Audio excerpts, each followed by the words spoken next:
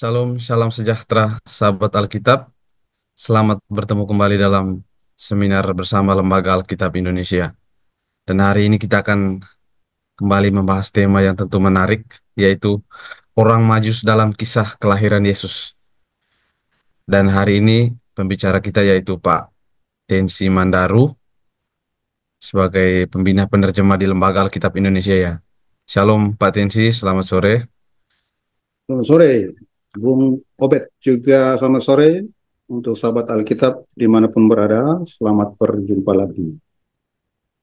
Ya, sahabat Alkitab sekalian, eh, kenapa kami mengangkat tema mengenai orang Majus ini? Karena ini bertepatan dengan kita menjelang Natal ya, sudah masa Advent, dan sebagaimana kita tahu kalau perayaan Natal itu tentu tidak akan jauh-jauh juga dari kisah mengenai orang Majus ya. Tetapi misalnya dalam Injil Matius di sana kita bisa baca juga tuh bahwa orang yang pertama mengunjungi Yesus ketika dilahirkan ya orang Majus ini juga.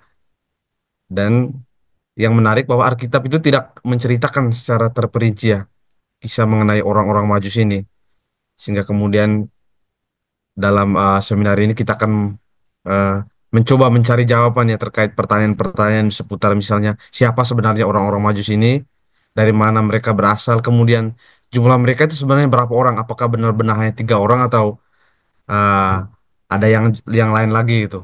Dan tentu masih ada banyak pertanyaan lain yang coba kita gali pada hari ini bersama dengan Pak Tensi. Namun sebelum kita memulai seminar kita saksikan dulu ya informasi dari Lembaga Alkitab Indonesia. Iya, sahabat Alkitab sekalian, kami dari Lembaga Alkitab Indonesia akan mengadakan kursus ya, kursus Yesus bin Sirak, dan pengajarnya nanti Pak Paskalis Edwin Nyoman Pasca ya, yang akan berlangsung nanti dari tanggal 17 Desember 2024 sampai dengan Maret 2025. Kurang lebih nanti akan ada 15 pertemuan dan nanti akan dilaksanakan setiap hari Selasa ya pukul 17.30 sampai dengan 19.30 waktu Indonesia Barat, dan juga hari Sabtu pukul 13.00 sampai 15.00 waktu Indonesia Barat melalui Zoom meeting dengan biaya pendaftaran 650.000 per peserta. Dan untuk sahabat Alkitab yang tertarik untuk mengikuti kursus ini, silahkan mendaftarkan diri melalui link yang ada atau juga melalui nomor WA yang ada. Demikian informasi dari kami. Dan untuk sahabat Alkitab yang apabila dalam seminar ini ada pertanyaan, ada pendapat, silahkan menuliskannya di kolom live chat. Dan selanjutnya saya berikan kesempatan kepada Pak Tensi untuk langsung memulai materinya. Ya, terima kasih Saudara Obed. Ya, teman-teman sahabat Alkitab dimanapun berada, kita bicara tentang tema-tema seputar Natal. Ya, tentu di Natal itu ada banyak tokoh-tokoh, ada yang tokoh besar, ya, yang protagonis, ada yang juga tokoh pinggiran. Tentu yang pinggiran itu sering jadi populer, ya. Apalagi kalau kita mengingat atau berfokus pada awal Injil Lukas dan Injil Matius yang bicara tentang uh, masa kecil Yesus, itu begitu banyak cerita atau begitu banyak cerita-cerita yang tidak resmi, ya, masuk dalam kanon Alkitab yang ada di biasanya orang sebut Injil-Injil masa kanak-kanak Yesus. Nah, kita lihat sedikit ya, pada hari ini kita berfokus pada tokoh orang Majus atau orang-orang Majus dalam Injil Matius. Ya, tentu yang mau kita bicarakan terutama yang hanya katakanlah dikatakan dalam teks Injil Matius, ya, supaya kita lihat sejauh mana teks itu bisa membuka beberapa celah untuk penafsiran populer selanjutnya. Tentu berkaitan dengan cerita cerita masa kecil Yesus, cerita kelahiran atau cerita seputar Natal ini, kita harus tempatkan dalam gambar yang lebih besar bagaimana Matius mau menampilkan Yesus Kristus. Dan menyangkut terutama dua pasal awal ini biasanya kita diminta minimal dihimbau untuk hindari dua ekstrim yang biasa ada. Ya. Ekstrim yang tentu disebut historisisme. Artinya melihat semua yang dikatakan, yang ditulis dalam Matius 1 sampai 2 itu sebagai sebuah laporan sejarah saja. Jadi semuanya dianggap dulu terjadi persis seperti itu. Dalam arti semua detil yang diceritakan dalam Matius pasal 1 sampai 2 itu merupakan kejadian faktual. Nah, ini posisi yang biasanya kita sebut posisi yang agak ekstrim. Kenapa? Karena kita tidak lagi membedakan antara apa yang mau disampaikan, itu pesannya ya, maknanya, dan bagaimana itu diceritakan melalui gaya bahasa, melalui jenis sastra. Dalam hal ini misalnya dalam Injil Matius, bagaimana dia melihat itu secara teologis ya, sebagai pemenuhan kutipan-kutipan perjanjian lama dan lain sebagainya. Jadi ada apanya dan ada bagaimananya yang harus dipisahkan ya dalam penafsiran. Kenapa? Karena sering posisi ini menyamakan saja kebenaran dan faktualitas. Ya, ini sebenarnya gejala penulisan sejarah yang katakanlah mulai dipopulerkan sejak zaman pencerahan ya. Atau dalam posisi akademis ini biasanya kubu history remembered, artinya melihat cerita-cerita dalam Alkitab atau dalam Perjanjian Baru sebagai ingatan sejarah atau sejarah yang diingat ya. Tentu ini posisi yang ilmiah ya.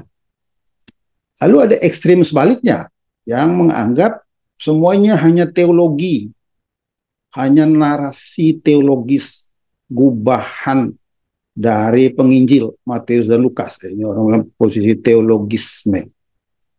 Ya, kenapa menurut orang-orang seperti ini yang menganut posisi ini tidak ada saksi mata, ya, tidak ada yang tahu tentang masa kecil Yesus, apalagi dari semua penulis perjanjian baru hanya dua penulis yang ngomong tentang masa kecil Yesus, yang lain nggak ada. Jadi Markus nggak ada, Yohanes tidak menyinggung, Paulus yang paling pertama menulis perjanjian baru juga tidak pernah sebut. Jadi menurut posisi ini sebaiknya Matius 1:2 atau Lukas 1:2 itu dilihat semata-mata sebagai teologi. Ya. Kenapa menurut mereka? Karena menurut mereka ini penulis dengan bantuan cerita, motif, dan terutama nubuat dalam perjanjian lama, Matius dan Lukas menyusun atau mengarang cerita tentang kelahiran dan masa kecil Yesus. Ini ekstrim yang sebaliknya ya. Orang disebut ini semacam semuanya itu nubuatan perjanjian lama yang seakan-akan ditulis sebagai sejarah ya. Profesi historicized ya. Nah ini dua ekstrim yang sebaiknya kita hindari ya. Entah yang terlalu melihat semua detailnya sebagai benar-benar terjadi seperti itu, atau yang mengatakan ini semua hanya teologi aja, nggak ada unsur sejarahnya. Nah, makanya ada ahli yang melihat sebaiknya kita membaca Matius pasal 1-2 ini sebagai semacam perumpamaan. Perumpamaan itu adalah cerita, narasi tentang peristiwa tertentu yang bermakna. Artinya yang mau mengajak pembaca untuk terlibat. Dalam jenis, katakanlah, gaya itu, cerita sebagai perumpamaan, tidak dipertanyakan. Bukan berarti tidak ada ya, tapi tidak dipertanyakan apakah cerita-cerita itu faktual atau tidak. Kenapa? Karena fokusnya pada makna, ya, bukan pada fakta. Ya, soal fokus. Jadi tidak menghindari atau tidak menyangkal fakta, tapi dia berfokusnya pada makna dari cerita ini apa, meaning. Dianggap meaning itu tidak selalu bergantung pada faktanya, faktualitas. Yesus sendiri dalam Injil banyak memakai perumpamaan. Katakanlah waktu dia berbicara dalam perumpamaan tentang anak yang hilang, tentu itu isinya tentang sebuah peristiwa kejadian konkret tertentu yang bisa nyata sekali terjadi di Palestina abad pertama, tetapi baik Yesus maupun pendengar tidak merasa perlu memeriksa faktualitasnya, karena itu memang bukan fokus. Pesan dan makna cerita itulah yang dipentingkan, baik oleh Yesus sebagai pencerita maupun oleh pendengarnya.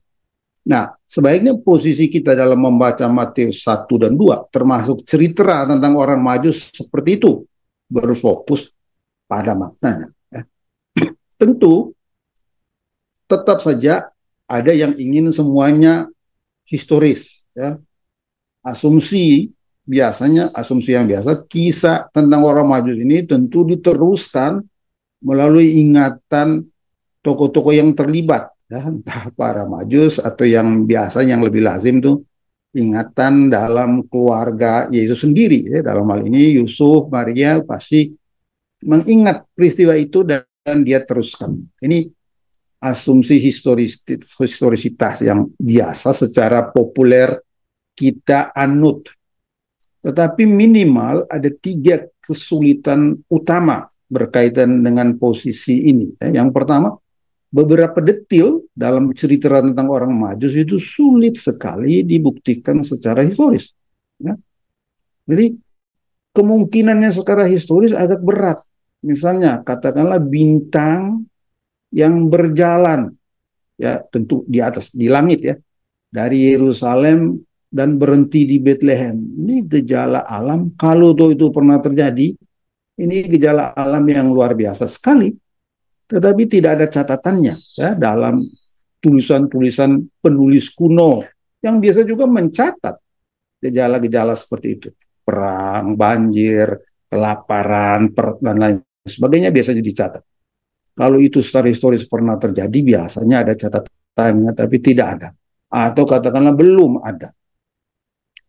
Lalu Herodes, yang dalam Injil Matius, kumpulkan semua imam, kepala, dan ahli Taurat untuk menanyakan tempat kelahiran Mesias.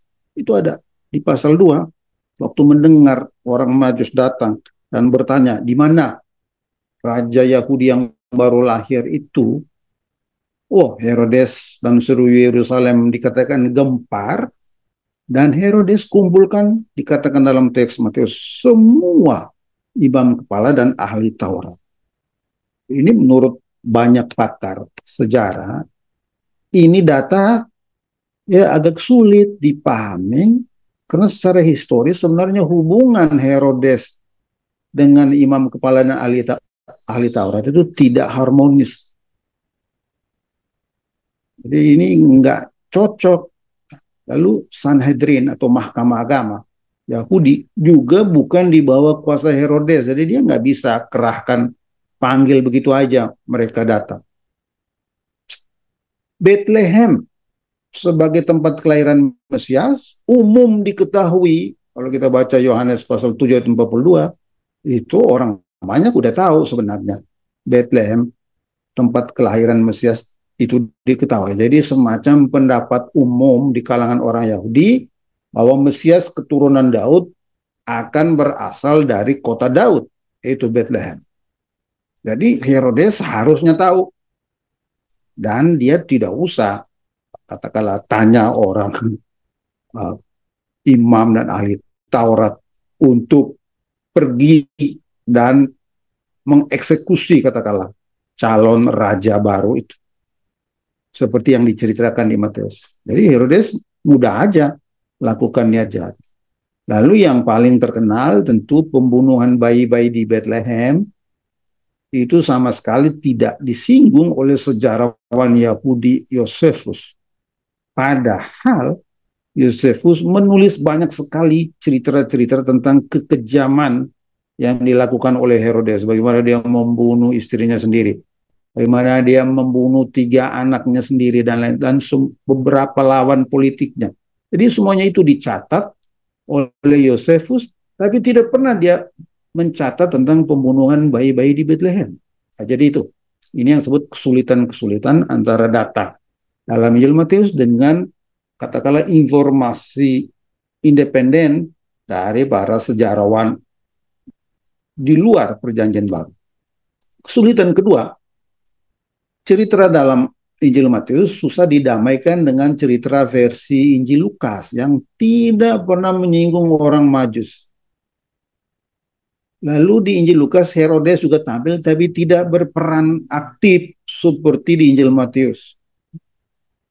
Pembunuhan bayi di Bethlehem tidak disebut dalam Injil Lukas. Pengungsian ke Mesir juga tidak disinggung di Injil Lukas. Jadi ya tentu ada beberapa detail lain ya di mana Lukas dan Matius berbeda. Lalu juga ada konflik ya antara cerita waktu Yesus masih kanak-kanak ini dengan cerita waktu Yesus sudah mulai berkarya. Ada katakanlah ketegangan. Ya, kenapa? Misalnya di Markus pasal 6 ayat 1 sampai 6, penduduk di Nazaret sudah kagum dan terheran-heran dengan kemampuan Yesus, lalu mereka bertanya-tanya, dari mana dia dapat semua itu? Kita kan sudah tahu ya siapa orang tuanya. Juga Yohanes pasal 7, orang banyak kelihatannya tidak tahu bahwa Yesus lahir di Bethlehem. Ya, jadi mereka juga bertanya-tanya. Lalu di Markus pasal 6 juga ada cerita tentang Herodes Antipas. Ini anak dari Herodes Agung. Itu tampaknya tidak tahu apa-apa tentang siapa itu Yesus. Padahal dulu ayahnya itu gempar sekali ingin membunuh bayi itu. Ya, jadi ada yang melihat ini beberapa ketegangan ya. Kalau tidak mau dikatakan konflik, semacam ketegangan antara informasi dalam Matius pasal 1 dan 2 dengan kisah dalam Injil Matius selanjutnya. Tentu ada juga yang berusaha menjelaskannya ya, atau mendamaikannya. Jadi selalu ada penjelasannya, tapi minimal ada ketegangan antara informasi. Ini menyulitkan untuk orang yang mau meyakini bahwa ini seluruhnya dalam semua detailnya itu harus historis. Maka sekarang atau dewasa ini orang lebih mau fokus ke pesan teologi atau kristologi dari narasi Matius. Ya. Kenapa? Karena seluruh awal Injil Matius dan Lukas itu sebenarnya fokusnya kristologis. Ingin memperkenalkan Yesus Kristus. Ya. Dirinya siapa? Fungsi atau perannya apa? Makanya orang sering sebut Injil Matius pasal 1 sampai 2 atau Lukas pasal 1 sampai 2 itu semacam Injil dalam bentuk mini. Cukup membaca itu 2 pasal awal orang sudah katakanlah melihat secara utuh ya, secara antisipatif keseluruhan Injil Lukas atau Injil Matius. Maka disebut Injil mini. Maka yang difokuskan tentu lebih ke hal-hal yang lebih teologis atau kristologis. Yang pertama, untuk Injil Matius jelas Yesus sejak ayat pertama ditampilkan sebagai anak Daud ya, dan anak Allah. Itu fungsi katakanlah pasal 1 dan pasal 2 Injil Matius. Menampilkan Yesus sebagai anak Daud dan anak Allah. Ya tentu sebagai anak Daud. Ya, dengan itu Yesus menggenapi penantian orang Yahudi akan Mesias keturunan Daud. Bagaimana Yesus ditampilkan sebagai anak Daud? Tentu melalui Yusuf. Yang dalam teks dikatakan Yusuf adalah keturunan Daud. Ya. Yusuf tidak jadi menceraikan Maria. Tentu dia sudah ada planning, tapi tidak jadi berkat intervensi malaikat. Dan terutama karena Yusuflah yang memberi Yesus nama sesuai dengan perintah malaikat. Jadi dengan itu Yesus sebagai anak Daud katakanlah diakui ya, karena keturunan Daud lah yang katakanlah menerima Yesus dalam garis keturunan Daud. Ya tentu nanti diteruskan dalam silsilah ya, dalam silsilah. Jadi janji Tuhan melalui Daud dengan itu terpenuhi. Harapan umat Yahudi akan datangnya seorang raja dari dinasti Daud terpenuhi karena harapan itu terputus oleh pembuangan. Lalu selain sebagai anak Daud, Yesus juga ditampilkan sebagai anak Allah. Ya. Kenapa itu dikatakan di awal? Ya, melalui Roh Kudus. Ya. Maria diperkandung oleh Roh Kudus. Jadi Yesus dengan itu ditegaskan dari awal dia adalah anak Allah. Kita tahu dalam latar perjanjian lama ini tentu bukan biologis tapi relasional, ya. Menekankan relasi yang unik dan erat antara Yesus dengan Allah sendiri, ya. Seperti Raja Israel keturunan Daud juga diberi gelar anak, ya. Dalam Mazmur 2 kita tahu juga umat Israel dalam kitab Hosea juga disebut anak Allah. Yang kedua, hal yang lain yang ditekankan dalam dua pasal pertama ini soal wahyu, ya, bahwa untuk mengenal sesungguhnya siapa itu Yesus dibutuhkan selalu pewahyuan dari Allah sendiri. Yusuf mesti diberitahu oleh malaikat. Para majus diarahkan oleh bintang dan juga akhirnya untuk sampai ke Bethlehem mereka harus dengar apa yang dikatakan dalam Alkitab Yahudi. Nah, kalau dalam versi Lukas jelas Maria mendapat kabar dari malaikat, para gembala juga pada malam Natal mendapat warta malaikat. Jadi untuk pergi menemui Yesus, mengenal dia hanya butuh pewahyuan dari atas. Diberitahu lewat mimpi, lewat malaikat, lewat bintang, lewat kutipan Alkitab tentang siapa itu Yesus, siapa itu anak Allah, siapa itu sang raja Mesias. Nah, ini sebenarnya pola yang standar dalam seluruh perjanjian baru, ya. Mengenal siapa sesungguhnya Yesus itu butuh pewahyuan dari atas, ya. Waktu Petrus mengakui Yesus sebagai Mesias anak Allah, Yesus mengatakan bukan engkau yang katakanlah mengetahuinya, tapi Bapakku lah yang memberitahukan itu kepadamu. Paulus juga sama. Paulus dalam perjalanan ke Damaskus hanya bisa diperkenalkan siapa sesungguhnya yang dia aniaya selama ini, ya. Dia hanya bilang siapa engkau Tuhan, Yesus bilang akulah Yesus yang engkau aniaya. Jadi semua kisah-kisah besar dalam perjanjian baru menggarisbawahi hal yang sama. Butuh wahyu untuk mengenal sesungguhnya siapa itu Yesus. Yang ketiga juga pewahyuan dari Allah seperti itu tidak hanya soal pribadi, soal personal, tapi punya segi sosial komunal, ya. Di-share, ya. Yusuf orang Majus tahu ada Raja Yahudi yang lahir, langsung mereka pergi memberitahukan di Yerusalem dan lain sebagainya. Demikian juga Maria mendapat kabar gembira dari malaikat Gabriel langsung pergi ke pegunungan memberitahukan itu kepada Elizabeth. Para gembala mendapat kabar dari malaikat. Jadi pewahyuan itu selalu punya segi sosial komunal, ya. Membagi pengenalan akan Tuhan antara manusia, pelbagai lapisan sosial, ya. Ada gembala, ada raja, ada orang majus, juga gender, ada perempuan, ada nabia, ada orang tua, ya. Jadi juga kepada kelompok-kelompok yang biasanya tidak diperhitungkan, ya, misalnya gembala atau orang majus nanti kita lihat. Jadi ini sebenarnya gambaran yang standar dalam Alkitab, ya. Jalan Allah selalu penuh kejutan, ya. Dia mampu berkarya yang sekarang orang sebut out of the box, ya. Menulis lurus sejarah keselamatan di atas garis bengkok sejarah manusia, ya, seperti secara khusus di tekankan dalam silsilah Injil Matius. Ya, aspek yang keempat ya dalam gambar besar itu bahwa pewahyuan tentang Yesus tidak selalu mulus diterima sejak awal Injil. Ya, selalu saja ada yang menerima, tetapi tetap ada yang menolak. Ya, orang Majus menerima, tapi Herodes dan para petinggi agama Yahudi dari awal sudah mengambil jarak, ya, bahkan bersekongkol.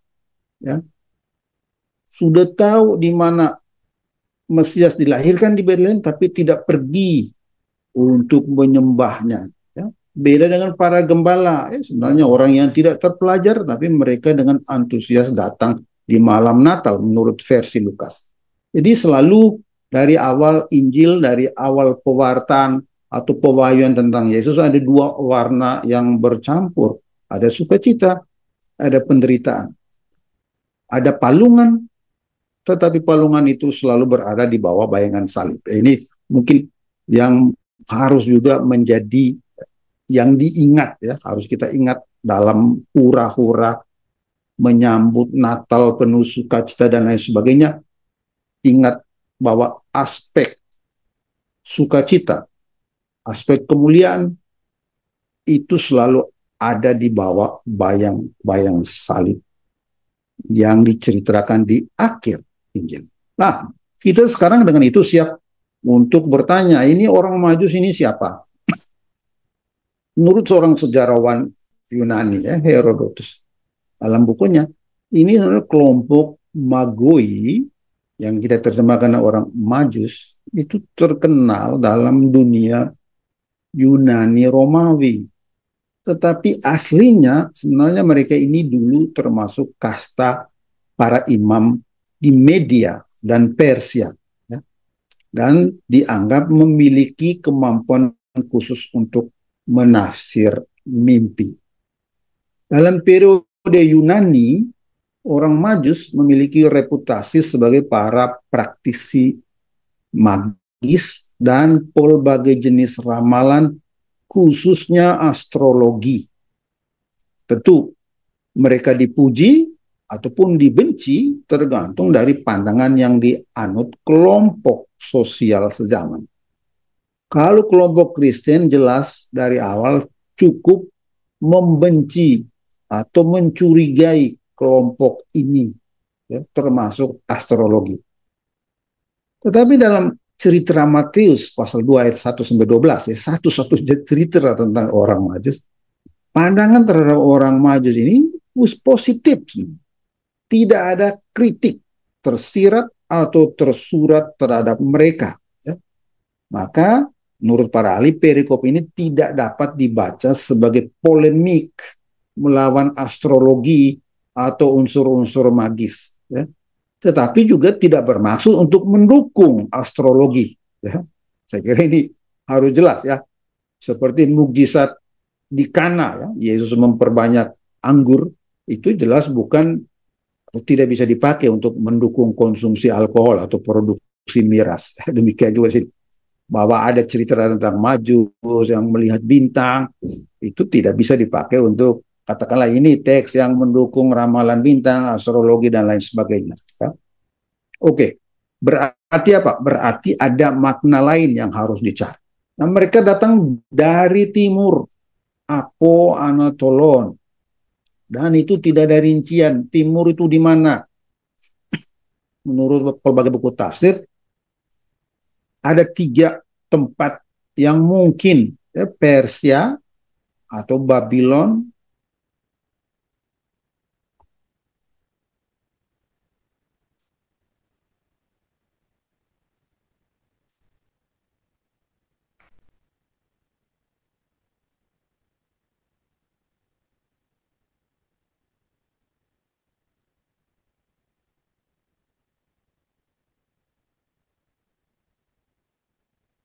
sudahkah? Ya, yang ini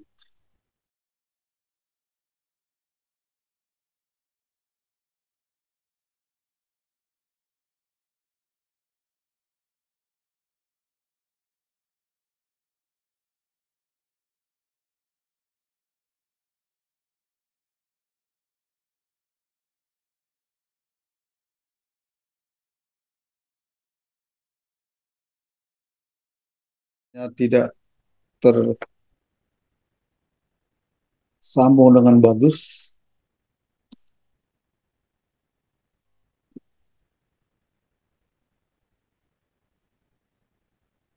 Kita mulai lagi kita dari sini ya, dari timur ya. Itu tidak ada rincian ya, bisa ke Persia, Babylon, juga Arab ya. Kenapa bisa Arab? Karena emas, dupa dan mur atau kemenyan itu lazimnya dikaitkan dengan para pedagang Arab. Tapi ini baik Persia, Babylon juga Arab hanyalah dugaan ilmiah ya para ahli. Jadi tidak usah terlalu diterima secara mutlak. Ya, pokoknya mereka dari timur. Biasanya timur dikaitkan dengan hikmat ya, dengan hal-hal yang eksotis. Ya. Dan mereka bertanya tentang raja orang Yahudi yang baru lahir, yang bintangnya mereka sudah lihat di timur ya, menurut terjemahan TB ya. Bisa juga ada terjemahan yang alternatif ya, di timur itu atau di saat terbitnya. Ada dua pendapat atau dua kemungkinan terjemahan ya, kalau Bapak Ibu cek di terjemahan bahasa lain ya, on its rising ya, saat terbitnya, yaitu saat pertama kalinya sebuah bintang dalam setahun itu kelihatan di langit sebelum matahari terbit. Jadi ini bukan penanda hari tapi penanda dalam kalender. Pada saatnya bintang tertentu dalam satu tahun tiba-tiba muncul, dan biasanya itu dilihat sebagai tanda adanya peristiwa yang penting, misalnya kelahiran seorang raja baru. Ini paham yang umum di dunia kuno dan di pelbagai kebudayaan. Ada yang mengaitkan hampir semua tokoh-tokoh besar saat lahirnya itu dikaitkan dengan munculnya gejala tertentu di langit. Bisa juga terbit di timur atau bintang timur itu dilihat secara kristologis. Kenapa?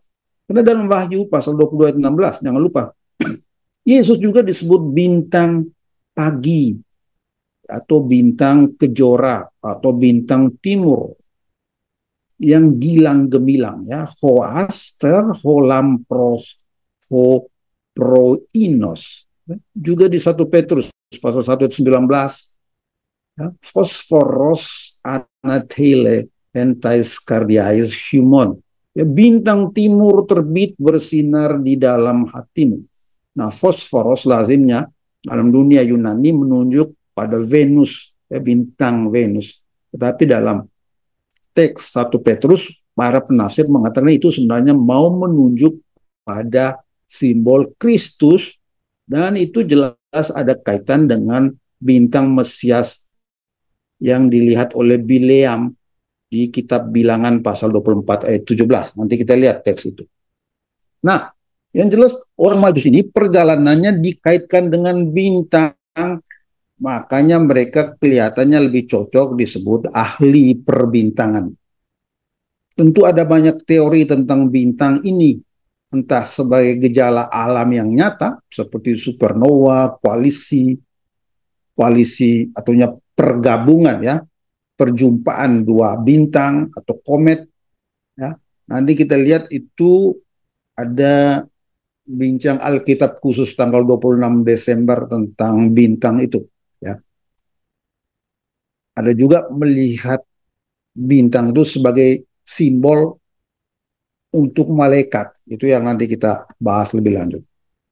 Nah, tradisi selanjutnya ya, bukan teks Alkitab, tapi tradisi selanjutnya menganggap mereka ini sebagai raja. Tentu ada dasarnya ya.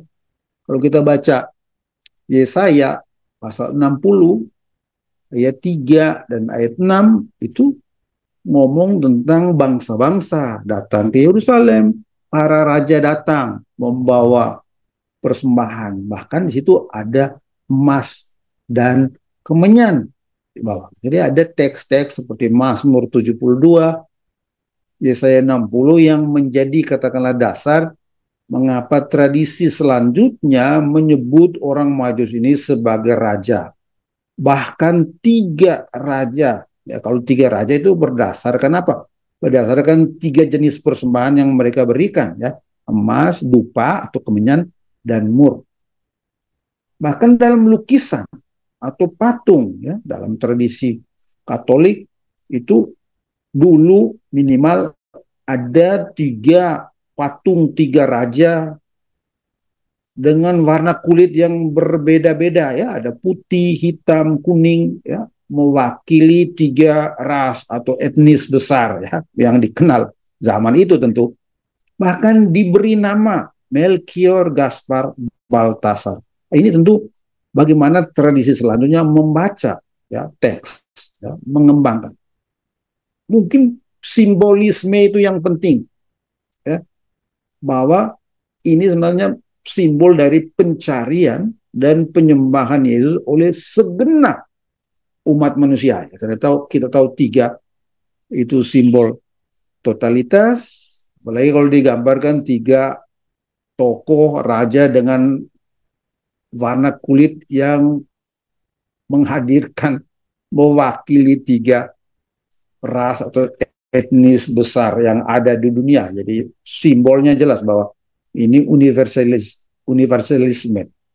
Yesus yang hadir menarik semua bangsa dari semua suku bangsa. Itu poinnya yang saya rasa menarik dari pembacaan dalam sejarah, ya. Meskipun kita lihat tadi ada kaitan-kaitan yang diambil dari teks Mazmur dan kitab Yesaya. Nah, yang jelas Matius hanya ngomong orang-orang Majus plural, tidak tahu jumlahnya berapa, yang jelas banyak, ya, plural. Nah, zaman kuno, ya, orang percaya bahwa setiap orang memiliki bintang kelahirannya. Ya. Jadi setiap kita punya bintang yang muncul waktu manusia lahir dan hilang lagi saat dia meninggal. Jadi itu orang bilang keyakinan atau pandangan kuno zaman dulu yang amat umum. Jadi ada bintang yang menemani perjalanan hidup seseorang. Nah, dalam katakanlah agama Yahudi, kemudian agama Kristen, kemudian bintang ini rupanya diganti dalam tanda petik, ya, dengan malaikat, ya, sehingga ada tradisi misalnya malaikat pelindung, ya, seakan-akan ini orang bilang ini semacam sisa warisan dari polemik terhadap tradisi yang lebih umum tadi dari agama Babel, agama Persia, Yunani, Romawi yang selalu mengaitkan kelahiran dan kelahiran seorang atau setiap orang dengan bintang, ya, apalagi raja, ya.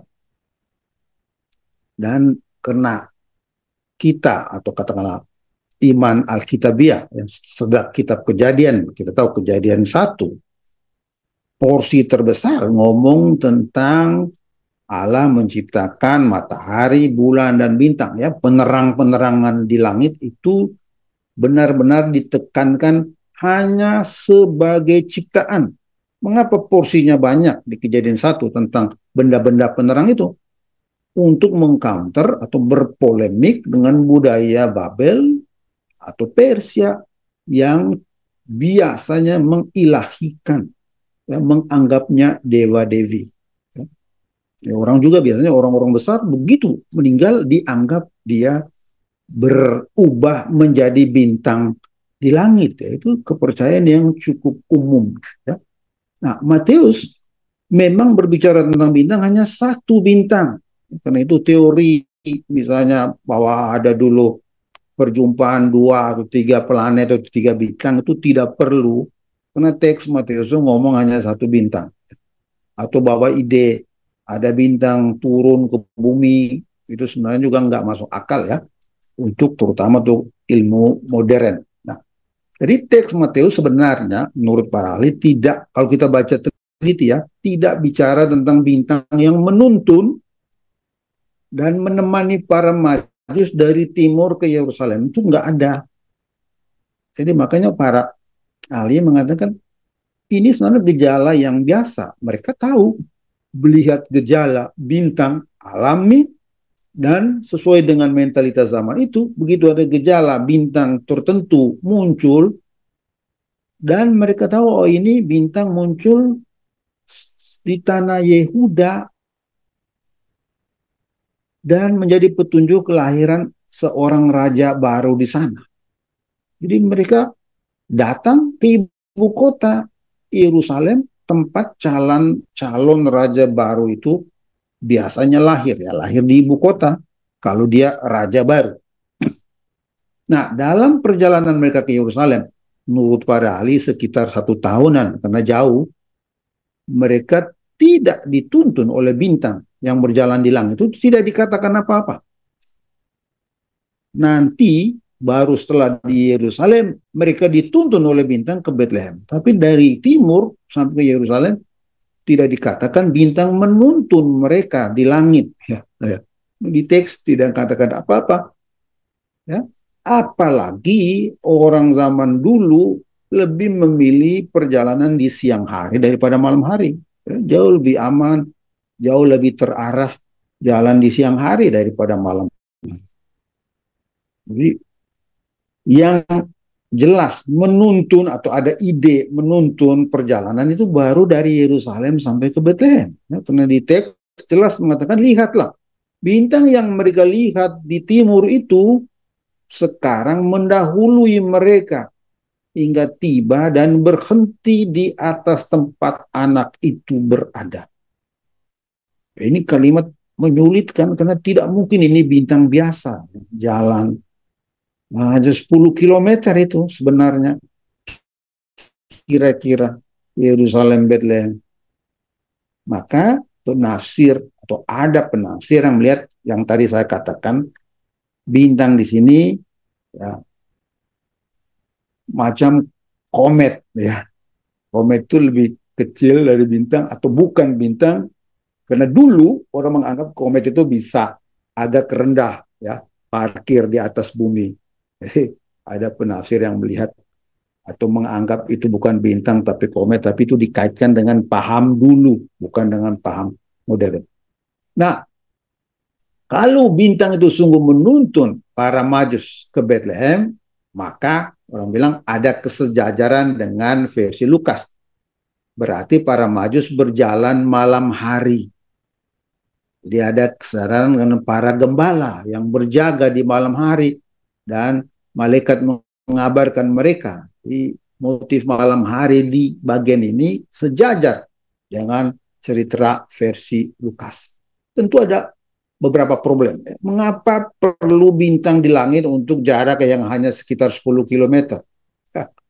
Bagaimana dijelaskan ada bintang yang berhenti di atas tempat Yesus lahir? Apakah di atas kota, di atas rumah, dan lain sebagainya? Jadi secara detil, secara historis ini pertanyaan-pertanyaan yang susah dijawab. Ya. Maka ada yang coba memberi penjelasan simbolis. Bintang ini adalah lambang untuk malaikat.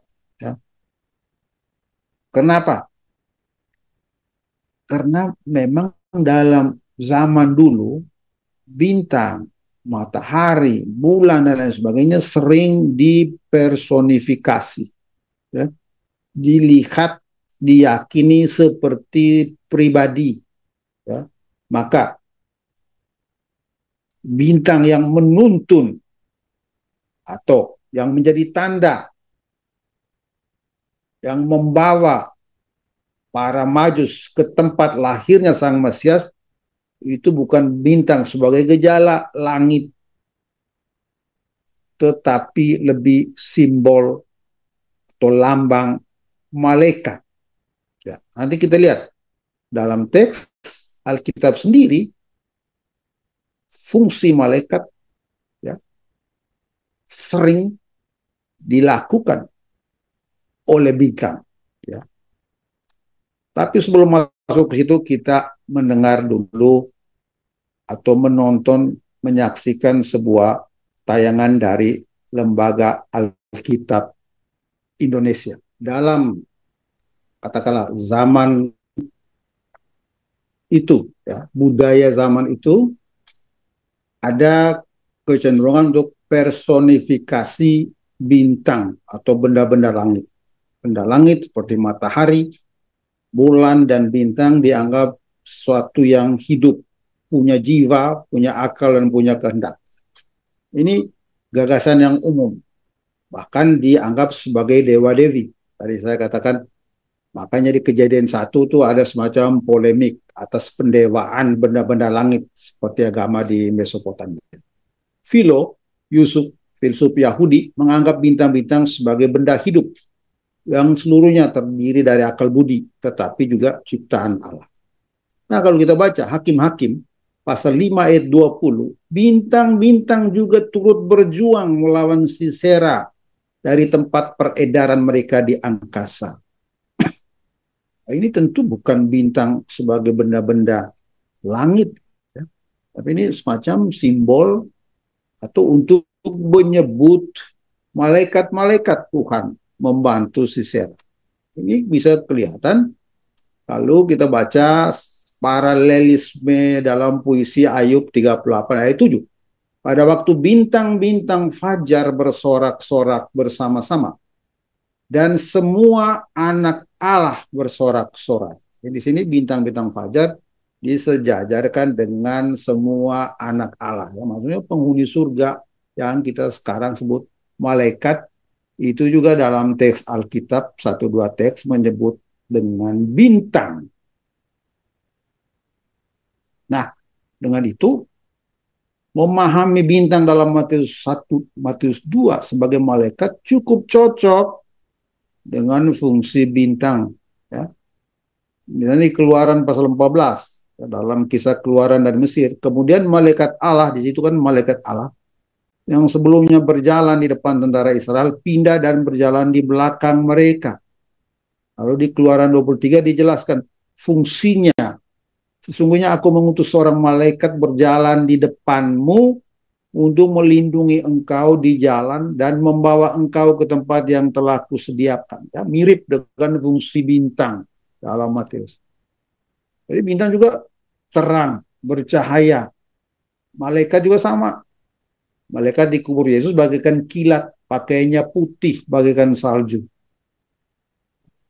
Menurut Paulus, setan dapat menyamar sebagai malaikat terang. Jadi ada bintang terang, malaikat terang dengan fungsi-fungsi yang katakanlah mirip. Sehingga penafsiran malaikat, ya, terhadap bintang itu ada dasarnya. Malaikat Mikael adalah pangeran terang. Stefanus sebelum meninggal di Kisah Para Rasul, mukanya seperti muka malaikat, maksudnya bercahaya, ya. Wajah bercahaya, wajah malaikat terang, bercahaya seperti bintang. Malaikat juga turun ke bumi. Nah, ini untuk menjelaskan bagaimana bintang bisa turun ke bumi, berjalan dari Yerusalem ke Bethlehem sampai di atas tempat anak itu berada. Nah, ini kalau kita lihat sejajar dengan malaikat di Alkitab, waktu Yakub bermimpi di Betel, ya, malaikat turun naik ke dalam sebuah tangga. Dalam Wahyu Yohanes melihat malaikat turun dari surga. Jadi fungsi malaikat itu mirip dengan penampilan bintang di Injil Matius. Maka memahami bintang bukan sebagai gejala alam saja atau gejala langit, benda langit, tapi lebih menjalankan fungsi yang biasanya diemban oleh malaikat, itu lebih masuk akal, ya, bisa lebih kita pahami. Bintang yang menuntun orang Israel keluar dari Mesir dari pengejaran Firaun, ya, sejajar, ya, kalau kita lihat di Matius pasal 1-2 banyak sekali kesejajaran antara cerita tentang Musa dan cerita tentang Yesus. Ya. Tentu pertanyaan pokoknya, kalau itu lambang dari malaikat, mengapa Matius tidak langsung aja menyebut malaikat tetapi bintang?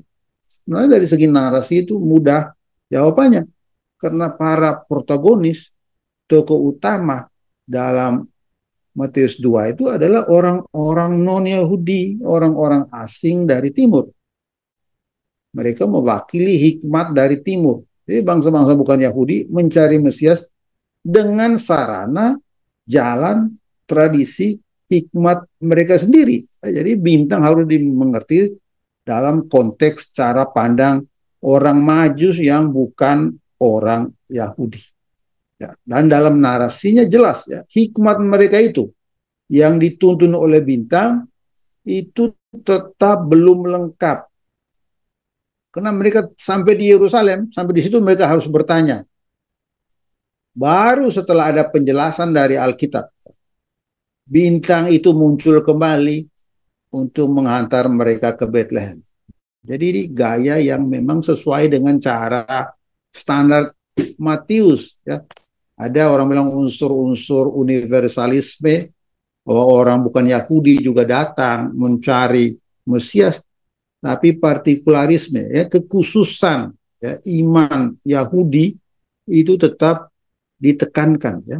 Orang Majus nggak bisa langsung ke Bethlehem, tapi mereka harus bertanya dulu kepada katakanlah tradisi dan Alkitab agama Yahudi. Dari situ baru tahu, oh ada di Bethlehem. Karena begitulah disampaikan oleh para nabi. Baru dari titik itu mereka dituntun ke Bethlehem. Nah, dengan itu kita beralih ke tema yang lain yang patut diingat kalau bicara ya, tentang kisah-kisah kelahiran Yesus itu latar belakang perjanjian lama. Dua pokok besar latar belakang PL itu adalah cerita tentang Musa, cerita tentang Israel. Itu dalam Injil Matius itu sering disejajarkan dengan cerita tentang kelahiran Yesus. Orang ini cara bercerita tipologi ya, ada tipologi. Yesus disejajarkan dengan Musa. Ya. Makanya dalam Injil Matius Yesus tampil sebagai Musa yang baru. Tapi Yesus juga disejajarkan dengan Israel. Ya. Yesus menghadirkan pengalaman Israel dahulu yang harus mengungsi. Ya. Musa dulu mau dibunuh oleh Firaun, ya. Seperti seluruh orang Israel. Ya. Bayi laki-laki harus dibunuh. Persis sekarang Herodes ingin membunuh bayi Yesus. Dan nanti dia membunuh semua bayi-bayi yang tak bersalah. Jadi ada kesejajaran dengan riwayat Musa dan Yesus. Mengungsi dari Mesir atau ke Mesir itu diteruskan. Ya. Musa juga sama. Dia lari dari Mesir. Orang atau anak Allah Yesus dipanggil dari Mesir. Harus mengungsi ke Mesir dari bahaya Herodes. Musa memberi hukum atau menerima hukum Allah di Gunung Sinai. Yesus memberi hukum baru dalam khotbah di bukit. Ya. Musa sebelum menerima hukum berpuasa 40 hari 40 malam. Sama dengan yang dialami oleh Yesus di Injil Matius dan Injil-Injil yang lain. Ya. Kira-kira itu. Jadi ada kesejajaran tipe-tipe atau jenis sifat-sifat yang mau disejajarkan oleh penginjil Matius antara Yesus dan Musa. Ya. Demikian juga Yesus juga katakanlah mempersonifikasi Israel. Lalu tadi Israel sebagai umat biasanya juga diberi gelar anak. Yesus dalam Injil Matius adalah sang anak Allah yang sejati. Pembunuhan bayi-bayi di Bethlehem sama dengan dulu bayi-bayi Israel mau dibuang atau harus dibuang ke Sungai Nil. 40 hari nanti Yesus digoreng di gurun, itu mirip dengan 40 tahun umat Israel dulu katakanlah dicoba iman mereka di gurun. Ini orang sebut cara tipologi, ya, teknik tipologi, latar belakang Musa, latar belakang pengalaman Israel itu harus kita lihat ya unsur-unsur itu kalau kita membaca cerita itu. Yang juga biasa diumumkan adalah kisah tentang Bileam ya kalau kaitkan dengan bintang. Bileam itu kita tahu semua oleh Raja Balak, Raja Moab, diminta untuk mengutuk umat Israel yang keluar dari Mesir yang dipimpin oleh Musa. Mirip dengan Raja Herodes dalam Injil Matius, ya, yang berusaha katakanlah melenyapkan Yesus. Bileam sendiri seorang pandai, seorang berhikmat, non-Yahudi, ya, katakanlah dalam teks kita disebut tukang tenung, jago mantra, mirip dengan orang-orang Majus dari tradisi, ya, yang bisa meramal dari timur. Dalam Bilangan pasal 24 ayat 17b dikatakan bintang terbit dari Yakub, tongkat kerajaan timbul dari Israel. Secara historis teks ini tentu ngomong tentang Raja Daud, maka teks ini paling sering mendapat tafsiran mesianis dalam tradisi Yahudi setelah pembuangan, juga dalam tradisi perjanjian baru terjadi Kristen. Ya. Itu sudah kentara atau kelihatan dalam terjemahan Yunani yang kemudian menjadi Alkitab kita orang Kristen. Ya. Anatelei, Astron, ex Yakob, kaya Anastasia, Anthropos, ex Israel. Jadi bintang terbit dari Yakub dan seorang manusia, seorang laki-laki dari Israel. Nah, ini bukan lagi tongkat pemerintahan, tetapi seorang laki-laki.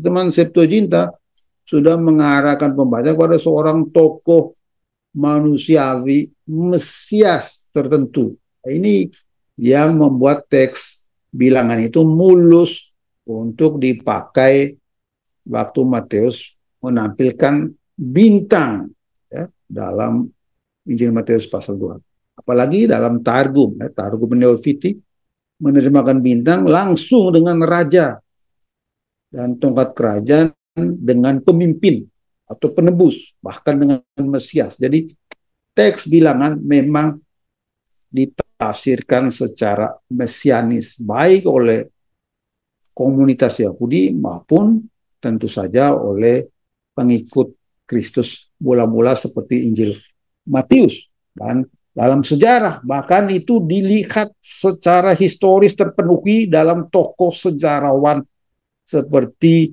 Simon Bar Kokhba yang memimpin revolusi Yahudi yang kedua.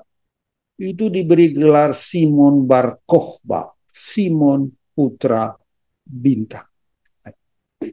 Jadi itulah yang dibuat Matius sebenarnya. Bintang menandakan kelahiran Yesus, raja yang baru, raja Yahudi yang baru. Seperti Bileam, para maju juga orang asing, bukan Yahudi. Keduanya berasal dari timur, dan sebagai pandai bintang, orang Majus dapat juga dikaitkan dengan ramalan, melihat tanda-tanda alam, bernubuat, mirip dengan Bileam. Ini semua orang bilang kesejajaran yang membuat teks Bilangan 22-24 itu cocok menjadi latar belakang yang dipakai Matius, ya. Kali lalu kita sudah ngomong tentang intertekstualitas. Ya. Jadi gema dari Bileam, cerita Bileam ini rupanya kuat dalam Injil Matius. Ya. Dalam Injil Matius, Raja Herodes ingin memanfaatkan para Majus, ya, untuk tujuan jahatnya terhadap Raja Yahudi. Mirip dengan Balak dulu memanfaatkan Bileam untuk mengutuk Israel. Jadi banyak sekali kesejajaran sehingga para ahli melihat teks Bilangan 20-24 inilah yang sebenarnya berperan besar untuk Injil Matius. Ya. Tentu tradisi dan penulis Kristen selanjutnya melihat orang Majus ini bahkan sebagai keturunan dari Bileam. Jangan lupa penulis-penulis Kristen abad ketiga, keempat, dan seterusnya itu mulai melihat orang Majus sebagai keturunan dari Bileam. Jadi kaitan yang dibuat oleh Matius itu diteruskan dalam tradisi Kristen selanjutnya. Bileam melihat bintang secara rohani, para Majus melihatnya secara jasmani. Itu dikatakan oleh Ambrosius dari Milan, ya, juga Origenes, Eusebius dari Kaisarea. Jadi semua penulis-penulis kuno Kristen ini memang meneruskan apa yang dikatakan atau diandaikan oleh Injil Matius. Ada hubungan antara orang Majus dan Bileam. Nah, kendati demikian, penulis Kristen umumnya tetap menolak astrologi. Ya. Jadi kendati secara positif kelihatan dalam kisah Majus ini, ya dalam tanda petik astrologi tetap diakui, tetapi umumnya ditolak atau dicurigai. Jadi Santo Hieronymus ya, mengatakan memang dalam kisah Majus ini kelihatan sebuah contoh wahyu alam. Jadi Tuhan dikenal melalui gejala alam, dalam hal ini bintang. Tetapi Hieronymus sendiri katakanlah mewanti-wanti pembaca bahwa astrologi itu berbahaya. Nah, kisah orang Majus ini justru fokusnya oleh penulis-penulis Kristen dilihat sebagai contoh bahwa orang Yahudi sendiri yang sebenarnya punya seluruh hal, punya Alkitab, punya tradisi untuk percaya, tahu, beriman pada Kristus, justru menolak Kristus. Padahal orang Majus yang bukan Yahudi, orang yang dalam tanda petik kafir, justru mengakui Kristus. Jadi kasus orang Majus ini diangkat lebih dalam konteks polemik ya, terhadap orang Yahudi ya. Sehingga mereka semacam mentolerir adegan bintang ini, tapi tujuannya bukan untuk membenarkan astrologi, tapi untuk berpolemik dengan orang Yahudi yang tidak percaya kepada Kristus. Nah, kalau kita ingin apa yang kita pelajari dari orang Majus, tentu mereka ini contoh mencari sang terang, ya. Teladan pencarian kita manusia akan Kristus sang terang, membaca tanda-tanda alam sebagai terang Kristus, ya. Bintangnya, mereka mengikuti bintangnya. Tuhan selalu memberi tanda dan sinyal agar manusia datang kepadanya. Itu sebenarnya yang menggerakkan seluruh perjalanan para Majus untuk mencari sang terang, ya. Sehingga ada penulis Kristen awal mengatakan para Majus sudah percaya pada Kristus bahkan sebelum melihat Dia. Ya, dan itu terang itu yang menghantar mereka ke sang terang.